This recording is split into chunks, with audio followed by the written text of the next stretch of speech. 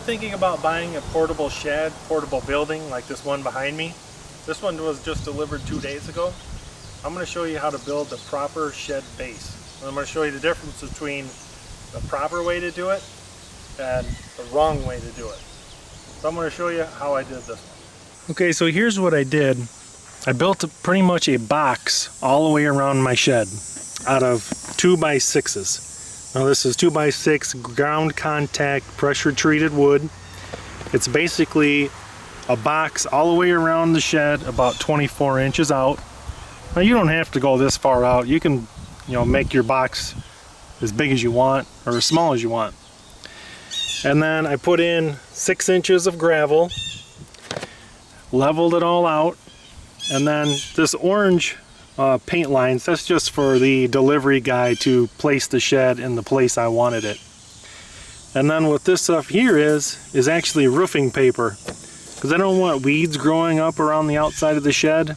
I laid down one layer of roofing paper, and it goes underneath the shed about 12 inches. It doesn't go all the way underneath because I want good water drainage and I don't want my 4x4s ever getting wet. So I laid that all down before they put the shed in place. We'll just kind of walk around here the edge. You can see, like I said, it goes all the way around about 20 inches. And then over here on this side, I'm actually going to put kind of a sitting patio. I extended it out about 4 feet. You can see my gravel there. I need to kind of level off, rake my gravel out. I'm going to put more roofing paper there. Then I'm going to put rock in and a couple chairs. So when the delivery guy brought the shed, he set it in place and he checked the levelness and he said it was perfectly level. He said this was one of the best shed bases he's seen. He said the gravel's not going to go anywhere. It's a good idea that I put the roofing paper down. So here's the portable shed I bought about 6 years ago. It's just a hair smaller than the one I showed you earlier. But this one was one of the first ones I bought from Martin Portable Buildings, and all they suggested was 6 inches of crushed gravel underneath the building, well, which is what I did. But I didn't build that wood box around it. So as you can see, a lot of my gravel has washed away, and I've actually had to, you can see kind of a shim right there. I've actually had to shim this up because the gravel washed away. The shed started to kind of lean. I noticed it wasn't level because of the crack in the door.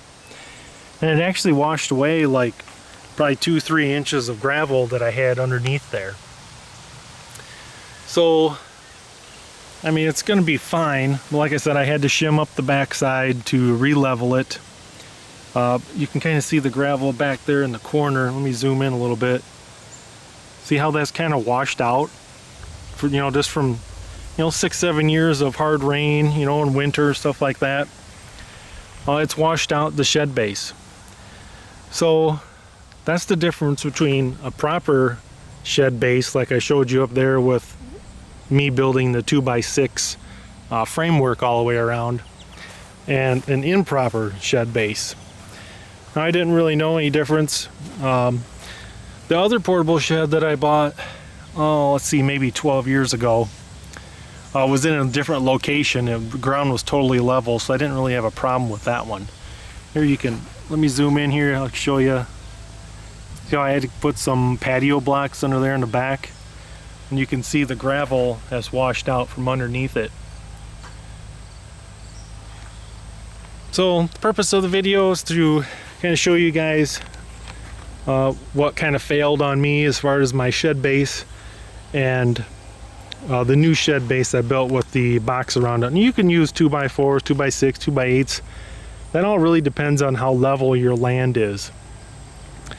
But I can tell you that that one is going to not give me any problems as far as washout, because there's nowhere for the gravel to go. And if you notice around this one how there's weeds growing up around it, I just do have to weed whack and stuff like that, and I put mulch in there, but I didn't put the roofing paper in like I did on my new one, which should stop all that. So I hope you guys found this video informative, and I thank you for watching.